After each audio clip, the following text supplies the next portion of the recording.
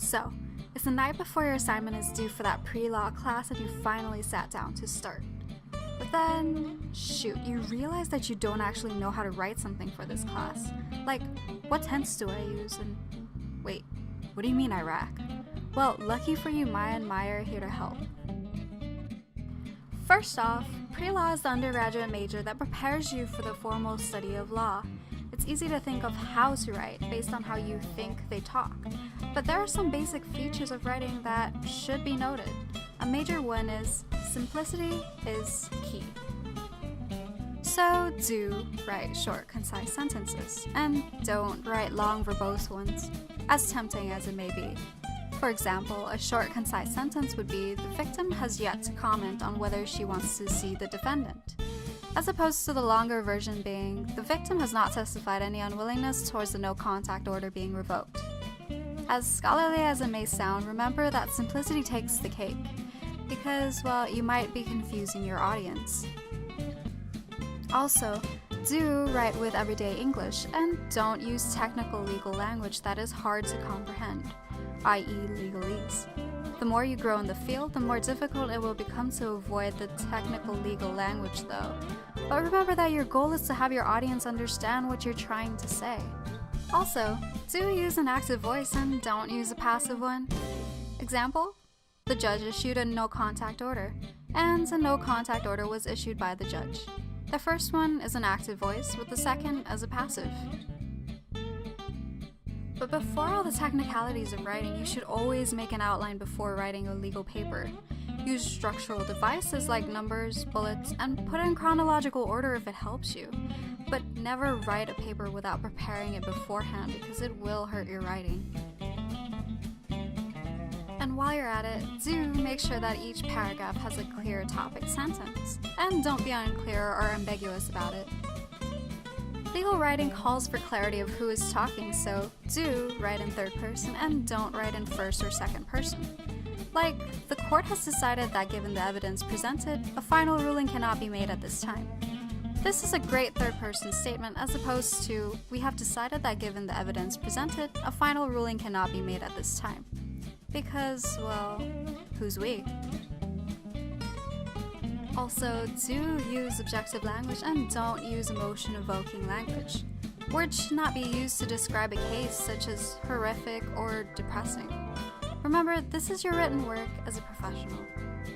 And, my friend, do stay clear from using contractions. Use cannot instead of can't, and would not instead of wouldn't. But aside from all these rules you're trying to remember, you're probably also trying to figure out what type of written work you're supposed to learn how to write. This is most likely the legal memorandum. This is a document that is based on legal arguments, applicable laws, issues, and citations by legal authorities. This usually follows the IRAC format, which is in almost all legal documents in some way or form. Now, what is IRAC format? I'm glad you asked. It's an acronym for Issue, Rules, Analysis, and Conclusion. The issue is usually in interrogative form, a question. The issue identifies the central problem, like, should the defendant's no contract order be lifted?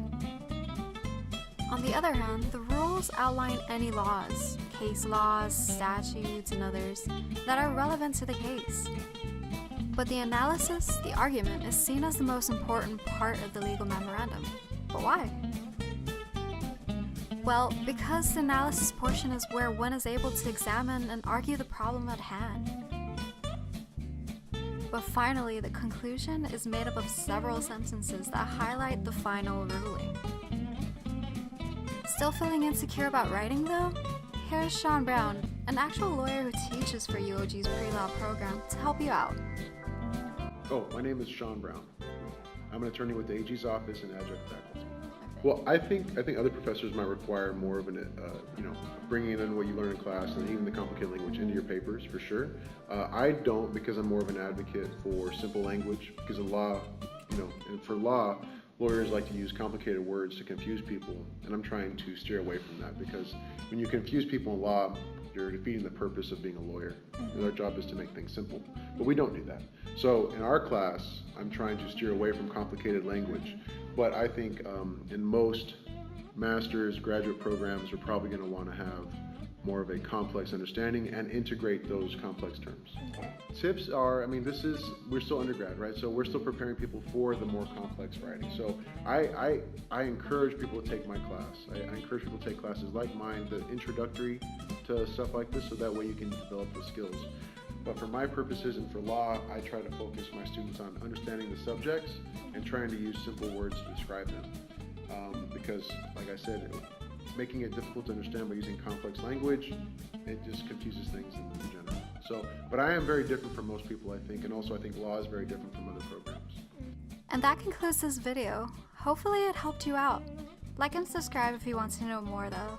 Happy writing!